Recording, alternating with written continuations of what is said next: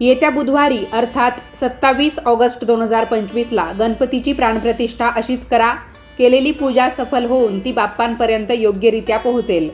गणेश चतुर्थीच्या दिवशी घरोघरी गणपती बाप्पांच्या पार्थिव मूर्ती स्थापन करण्याची रीत आहे. यामध्ये बाप्पांची षोडशोपचारे अर्थात 16 प्रकारच्या उपचारांनी पूजा करण्याची पद्धत आहे. ही पूजा प्रत्येकाच्या घरी विधिवत होणे आवश्यक आहे. त्यासाठी सर्वांनी गणेश चतुर्थीच्या पूर्वसंध्येला म्हणजे आदल्याच दिवशी बऱ्यापैकी तयारी करून ठेवली तर पूजेतल्या सर्व गोष्टी व्यवस्थितपणे पार पडतील. पूजा करताना गोंधळ होणार नाही. गणपती बाप्पांची मूर्ती घरी आणताना ती स्वच्छ कापडाने झाकून आणावी.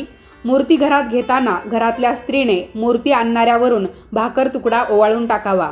त्यानंतर बाप्पांना आपले संपूर्ण घर दाखवावे. जोपर्यंत बाप्पांची स्थापना होत नाही तोपर्यंत बाप्पांची मूर्ती ईशान्य दिशेला घरामध्ये ठेवावी.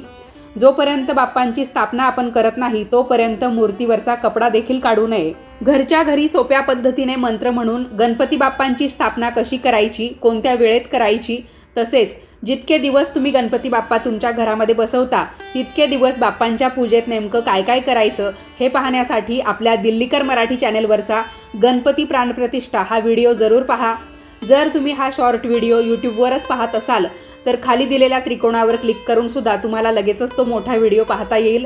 हा छोटासा व्हिडिओ पाहिल्याबद्दल तुम्हा सर्वांचे खूप खूप धन्यवाद आणि तुम्हा सर्वांना गणेश चतुर्थीच्या संपूर्ण गणेशोत्सवाच्या हार्दिक शुभेच्छा.